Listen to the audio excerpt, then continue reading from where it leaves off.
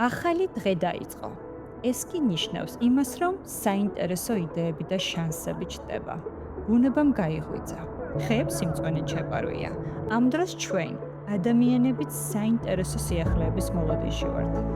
ჯერა რომ გაზაფხულს ახალი შესაძლებლობები მოაქვს.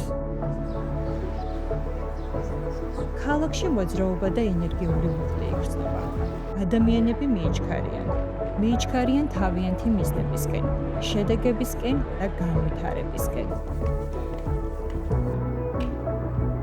უცებ გადავწყვეტე განწყობა შევიქმნა. განწყობა ხომ პატარ-პატარა დეტალებისგან შედგება. მოტივაცია, პასუხისმგებლობა, ჯანსაღი კომუნიკაცია და პოზიტიური აზროვნება. ეს ყველაფერი გვაძლევს ენერგიას შევქმნათ რაღაც უფრო მეტი. სახლი, სადაც იწყება ცხოვრება და იწერება ახალი ისტორიები.